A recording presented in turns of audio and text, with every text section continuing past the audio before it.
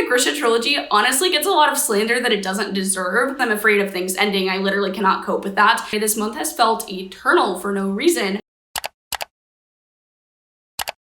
Hey y'all, my name is Mara. Welcome back to my channel. Today we're going to be doing my January wrap up and we're going to be talking about all the books that I read this month. So usually I do a tier rank format for my wrap ups, but I don't want to do them anymore. So this is like an informal announcement that I'm going to be taking an indefinite break from doing them. I do apologize if you did enjoy watching them. I will go ahead and link the playlist that I made down below if you want to go rewatch them. But I don't think that anyone's holding their breath wanting me to do monthly wrap-ups as a tier rank, so I decided I'm just gonna do what I want because this is my channel and I can do whatever I want. And I'm just going to do a informal, very chaotic monthly reading wrap-up from now on where I talk to you and yell at you about the books that I loved and hated this month. So without further ado, let's just skip into the statistics part of this video. If you're not interested in this, there's going to be a timestamp in the description down below for you to skip ahead. So in January, I actually read 24 books and I read 6,332 pages. I listened to 68.5 hours worth of audiobooks. However, I will say that is at the normal speed of the audiobook. I typically listen to it between 2 and 3 times speed, so I'm sure it's more like 30 hours of audiobook listened to, but that's still a lot in my opinion. My average rating was actually super high for this month. I gave a 4.16 average rating, which I think is the highest it's ever been. I don't know if I've ever had a month where my rating was above a 4 star, so for it to be like almost a 4.2, that's pretty awesome. I think I mostly gave out 4 and 5 stars this month, so I just can't wait to talk about all these books with you guys. Breaking it down by genre, I read 1 classic, 6 contemporary, 7 fantasy and 3 graphic novels, 1 historical, 1 magical realism, 1 nonfiction, 2 romance, and then 1 science fiction, and then 1 thriller mystery. Breaking it down by format, I listened to 6 audiobooks, I read 3 ebooks, and I read 15 physical books. And then breaking it down by age range, I read 8 adult books, 2 middle grade, 2 new adult, and 12 young adult. And the last piece of information that I'm going to include in the statistics part of this video is actually my reading breakdown. I've never included this before, but I started using a reading spreadsheet, and so all of this is automatically generated for me. So let me know what statistics you specifically want to see each month and which ones you don't care about in the comments section. That would really help me. But breaking it down by rating, I gave 7 5 stars, 4 4.5 stars, 3 4 stars, 4 3.5 stars, 2 3 stars, and 1 2.5 star, which I think that's pretty dang good. 2 of them I didn't rate and 1 book I did DNF. As you can see, I had a great reading month in terms of rating. I actually did reread a lot of books this month. I think I reread 4 books, which again, I'll get to in just a minute, but those are my statistics for the month. And now let's just jump into the books that I read this month. So first I want to talk about Shadow and Bone and Siege and Storm, which are the first 2 books in the Grisha trilogy. So I'm reading these as a part of a read along that I'm hosting with some of my booktube friends, and I'll have all that information linked in the description down below like always, but I actually gave both of these books the exact same rating, so I feel like I can talk about them sort of collectively. I gave them both 3.5 stars. However, I will say that I think I enjoyed Shadow and Bone just a little bit more than I enjoyed Siege and Storm, and that is just because of the amount of Darkling content. Listen, I know the Darkling is an awful person, but I just am so fascinated by him. I want to know everything about him, his motivations, and so I just really loved reading about him in Shadow and Bone, and I feel like he wasn't as present in Siege and Storm, so that's just why I liked it a little bit better. But if you don't know what Shadow and Bone is about, let me tell you really quickly so that you know what the heck I'm talking about. Shadow and Bone follows a young girl named Alina who basically grows up in this magical universe where there's these things called Grisha,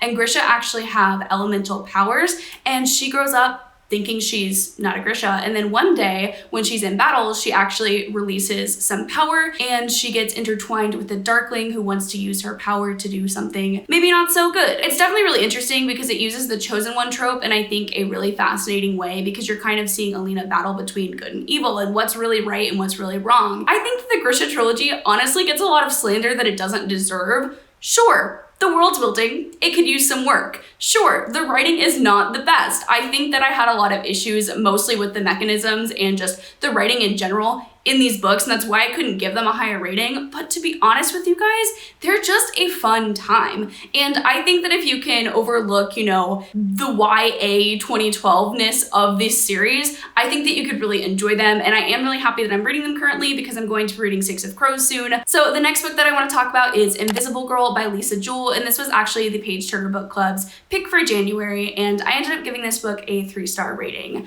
I liked Invisible Girl enough. So basically the premise of this story is that there's a young girl named Sapphire who goes missing, and there's this man named Owen who has recently been accused of sexual misconduct at his work that the blame is pinned on. I just think that there was a lot of really interesting stylistic choices in this novel that didn't work for me. So for instance, it kind of switched back between third and first person, which was very, very weird for me. And it had a lot of point of views, and I don't necessarily know if all of them were relevant to the plot or really did anything that elevated the story for me, I guess is what I'm trying to say. I really think that this book could have been from 1 or 2 point of views and it'd have been even better. And I don't know, I just didn't really find myself thrilled or really intrigued until the very end of the book. And at the end, I just kind of felt like it was a little bit lackluster for me. However, I will say that I did enjoy Invisible Girl enough, and I think that because Lisa Jewell has such an interesting writing style, I think it's very engaging, and I am very curious to pick up another book by her in the future. So the next book that I'm going to chat about is Thunderhead, which is the second book in the Arc of a Scythe trilogy, and I actually gave this one a 3.75 star rating out of 5 stars. And I know what you're thinking, Meredith, that is extremely specific. Why didn't you just give it 8.5 or round up? I have my reasons and I'm going to get into them. But first, let me yell at you about what Arc of a Scythe is about, because I'm sure I haven't done enough on my channel. I'm sure I haven't told you guys what Scythe is about in enough videos. So let me just explain the concept of this series really quickly. So Arc of a Scythe is about this utopian society where death has been eradicated. And so there's these individuals called scythes who actually have to kind of manually kill people so that they can keep the population down. It's just such an interesting premise, and I loved the first book in this series, Scythe. The second book, very interesting turn of events. I still really enjoyed Thunderhead, but I think that the first half was so strong. I was loving everything about it. And then I got to the second half of the book and it just kind of felt like a whole different book. I think that the first half was very strong in terms of world building. I was getting a lot of questions answered that I had from the first book, and I was continuously wanting to know, okay, like, what does this do? What are these characters gonna do? Like, what's going on? And then I just felt like there was some really weird terminology to name some things in the world where it kind of felt a little bit cheesy to me. And I just didn't love the ending of this book. I think it was very exciting and action-packed, and everything that Scythe was, I think it had a lot of similar elements, but it was just missing a little bit of flavor to me, I guess. It just kind of felt like it was part of a completely different series and that Neil Shusterman went on a completely different direction. So while I did enjoy this book as a whole, I just have a lot of criticisms for it. So it's made me very hesitant to pick up the toll. 1, because I'm afraid of things ending. I literally cannot cope with that. And 2, just because I'm worried it's going to go in an even weirder direction. I liked Thunderhead. I still heavily recommend the Arc of a Scythe trilogy, even though I haven't finished it, but it just didn't really hold up to Scythe for me because Scythe was amazing, immaculate, literally everything I could want in a book, and then it just flipped it on its head for no reason. So the next book that I want to chat about is actually a 5-star read, and I'm so excited to just gush about this book with you guys, and that is, spoiler alert, by Olivia Dade. So spoiler alert follows our plus-size main character, April, who actually writes fan fiction of the male love interest TV show. But spoiler alert, there's actually a secret that Marcus has involving this situation, and they end up going on a date and secrets get revealed, and it's just a whole lot of fun. What I really loved about this book is that I just loved April's character. I thought she was really well done, and I thought that she had a lot of layers to her beyond the relationship. Like, yes, you wanted Marcus and April to get together and you were rooting for them, but I was just rooting for April to be more confident in herself. In the beginning, she kind of talks about how she doesn't want to be embarrassed that she writes fan fiction. She wants to publicize it and she wants to be unapologetically herself, and it was just so empowering to see because I feel like I could really take that and really implement it into my day-to-day life. I shouldn't be ashamed of anything that I'm doing, and I should be unapologetically myself in every single aspect of my life. And so I just loved reading about a character who felt so empowered to do that. I also just really loved Marcus and April's dynamic. It was extremely easy to root for them, and there were some elements that I found a little bit problematic just because there is lying and miscommunication, but I don't don't necessarily think it's problematic. I think I just have like a little bit of trauma with that. Like I don't enjoy when lying is an aspect of a relationship, and I don't like secret keeping, and that is definitely something that is used in this book as a plot device, but I do think that it was handled very, very well, and I think that the two love interests were able to have very deep and detailed discussions about that. So honestly, I highly recommend this so much. It is so much fun. You're going to absolutely love it if you enjoy fan fiction or literally any adult romance. Like I think that this book just has everything you could want and more. So the next book that I want to talk about is actually going to be an arc that I reviewed, which is Love is a Revolution by Renee Watson. And this was my first book by this author, and it did not disappoint. I'd heard great things about Renee Watson's writing and just how easy it flowed, and I totally agree. I think that her writing is very digestible and her characters are very well fleshed out and easy to sympathize with. So I gave this one a 3.75 out of 5 stars just because I don't really feel like it was necessarily super memorable for me. It is very, very short. It's under 300 pages if I remember correctly. I think it had wonderful characters, such a wonderful dynamic, and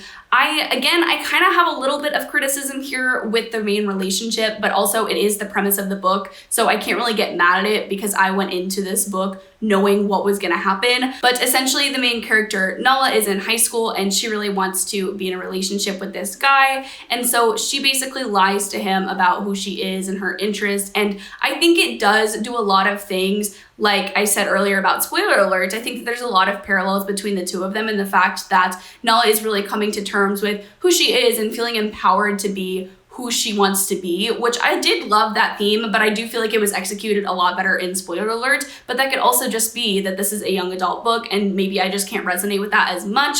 I just didn't love the lying aspect of this book, and I didn't love being in the perspective of Nala as she was lying to the love interest. So that was my main issue with this book, but the writing style was effortless. Like I will read another Renee Watson book for sure because I just really found myself engrossed in the story and I found myself so easily engaged with it. So the next book that I want to talk about is probably my favorite of the month, and so I might get emotional talking about this book because it genuinely had such a profound impact on me. And if you guys have watched any of my videos, you know how much I love Anxious People and Frederick Bachman because he has a very poignant writing style that I just feel like speaks so accurately about humanity, and this book that I'm talking about definitely gave me the same vibes, the same feelings, and that is actually The Midnight Library by Matt Haig. This was my first Matt Haig book and it did not disappoint me. I can definitely see him becoming one of my favorite authors, and I need to read The Humans like ASAP because I've heard it's so good, especially if you did enjoy The Midnight Library.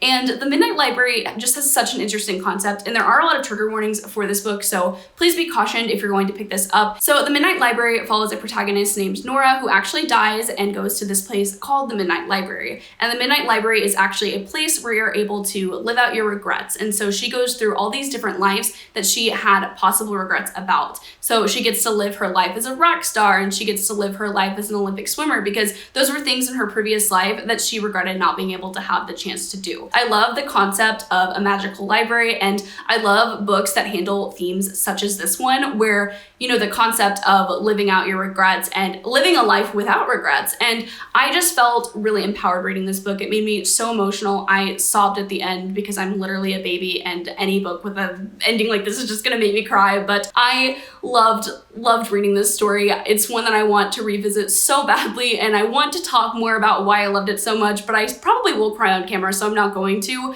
If you like books about mental health, if you like books with magical libraries, it's very short, packs such an emotional punch. I loved this book so much, and I cannot recommend it more. The next two books I actually want to talk about are graphic novels. So I read Sheets and then I read Delicates because I actually went on NetGalley in one of my sad moments and I said, oh, let me request ARCs and see what I get approved for because that'll make me happy, right? So I got approved for Delicates, which is the sequel to the graphic novel Sheets, which I had not read. I'm just dumb, and I was requesting ARCs, which were sequels to books that I literally had not read, but this was a graphic novel, so luckily I was able to breeze through both of them because they were such a delight to read. So Sheets is actually a middle grade graphic novel series, and it follows a young girl named Marjorie who recently lost her mother to a drowning accident. And so Marjorie is trying to understand how to navigate life without her mother. She actually works in her family's laundromat, and that was her mother's passion project, and so now she's kind of struggling to run it by herself because her father is, you know, struggling as well with his wife's death, and she also also has a younger brother that she really has to care for. So Marjorie has a lot of responsibility on her, and she has to go through all this grief, and it's honestly really, really heartfelt. And what I loved most about this was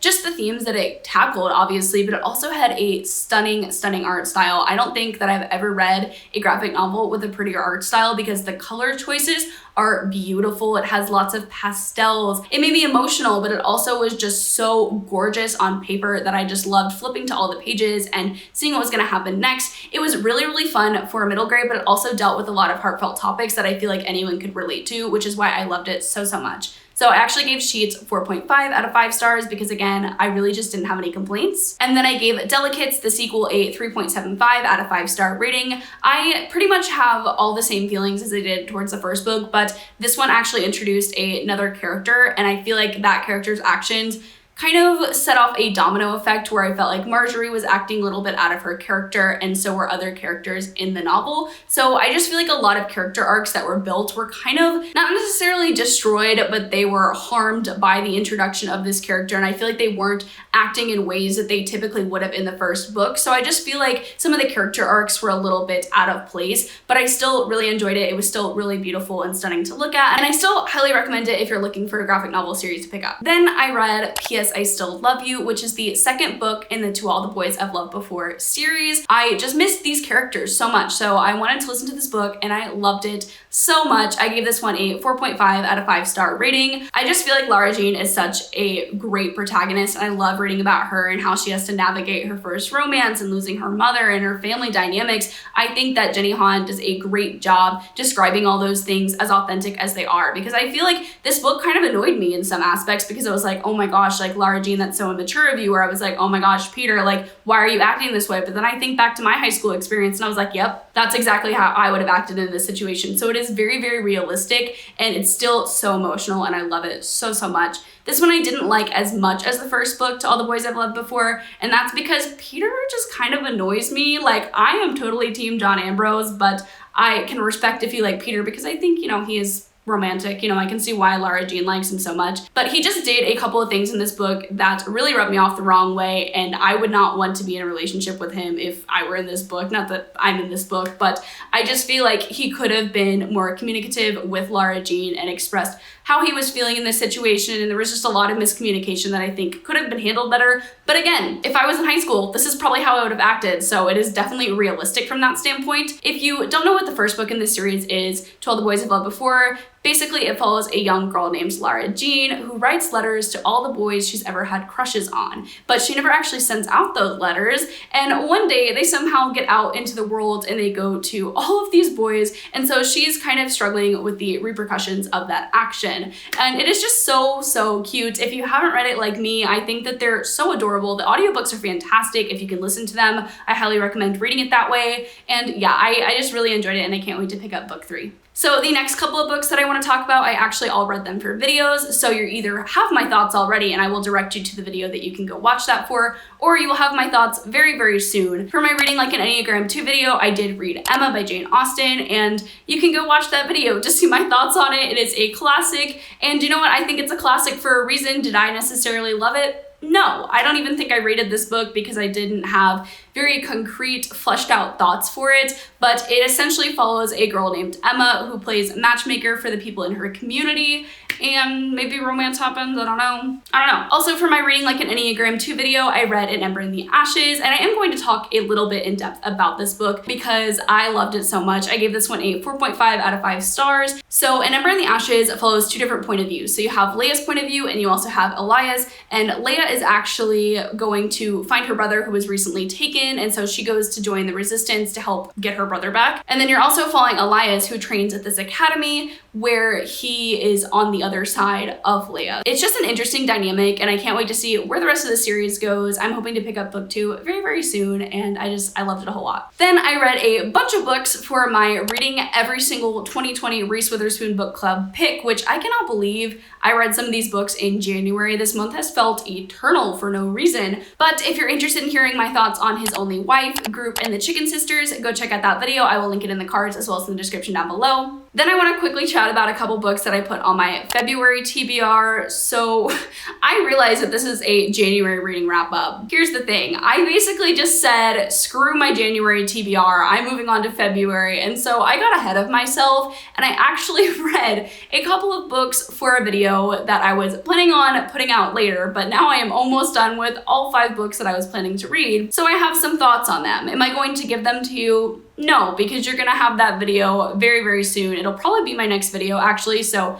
stay tuned for that. It's a lot of fun and I'm very excited for you guys to see it. I will give you guys my thoughts on one of those books very, very briefly. I'll give you a little hint, and that is actually Fury Born by Claire Legrand. I put this in my 5-star predictions video, which I will link in the cards for you as well as in the description if you want to go check that out. But let's just say I have a very great intuition because I loved this book and I definitely recommend it. If you want to know why I recommend it or why I wouldn't recommend it to you, stay tuned for my next video. For that video, I'll also just quickly mention that I did read We Were Liars, and I also read Stalking Jack the Ripper. And the last book that I read for that video is A Touch of Darkness, which is a Hades and Persephone's retelling. It's an adult romance, and I'm definitely excited to share my thoughts on that one with you guys very, very soon. The last few books that I read were all rereads. I decided to treat myself in January and just read whatever I wanted to, and that just included pretty much every single Shadowhunters book. I'm still working my way through them, but I did read City of Fallen Angels, which is the 4th book in the Mortal Instruments series.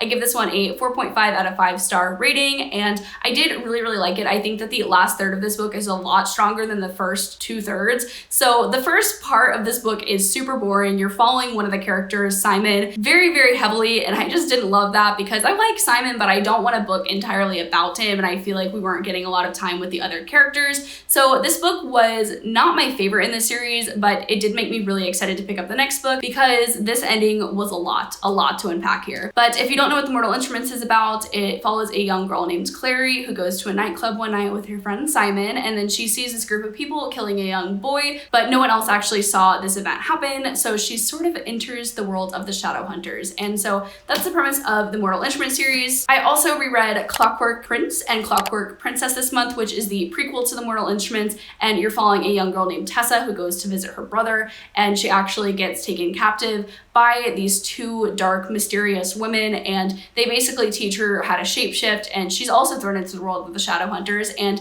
this book series just has the best love triangle ever. I actually really didn't like Jem's character when I first read The Infernal Devices. I don't know why, I just thought he was super annoying, but that's just because he wasn't Will Arundel. And I really had to take back my words and all my Jem slander. I'm so sorry, Jem, for ever slandering you because I actually really loved his character on this reread. Do I still like him over Will? Absolutely not. Will is my baby and I will do anything for him. He is the best book boyfriend I've ever read about, and I will continue to side with Team Will over Team Jem, but this reread really helped me like Jem a lot more, which I appreciate about this series. So The Infernal Devices is a lot of fun. I definitely recommend it. If you want to read more of the Shadowhunter books and you haven't read this one, I honestly think it's probably better than the Mortal Instruments objectively, but I just have a lot of nostalgia attached to the Mortal Instruments, so I really can't pick. And the last book that I reread, I've talked about a lot on my channel, so I'm really not gonna go in depth for it, but I reread Check Please Volume 1. This is a graphic novel series following a young boy named Medie throughout his college experience where he plays hockey, he likes to bake, he has a YouTube channel, he finds a lot of friends, and he falls in love, and it's just a really cute time, and I love this graphic novel series with my whole heart. I think upon my first read of this, I might have given a 4-star or a 4.5. I'm not too sure, but these are 5-star books. I mean, if I'm rereading them and just like wanting to pull them out whenever I'm feeling sad, like obviously that's a good indicator that this book means a lot to me, and I will be rereading Check Please a lot in the future, but I'm going to include it in my wrap up because it's a book that I read and it counts, okay? Okay. Hopefully you guys liked this better than the tier rank. If you did, let me know in the comments below what you prefer, tier rank or a normal wrap up. I will probably just be doing normal wrap ups from now on, but I really do value feedback from you guys, so if you guys have any suggestions for how you want me to do these in the future, please just let me know. I will definitely take it into consideration. And that is it for this video today. Please like this video if you liked it. It would really support me and my channel, and also subscribe to my channel down below if you haven't yet. I post book related content twice a week. I also have my Instagram, Twitter, Goodreads, Amazon wishlist, all the good stuff in the description down below if you're interested in checking it out. And without further ado, I'll see you guys in my next video, which is going to be a very exciting one. So see you soon. Bye.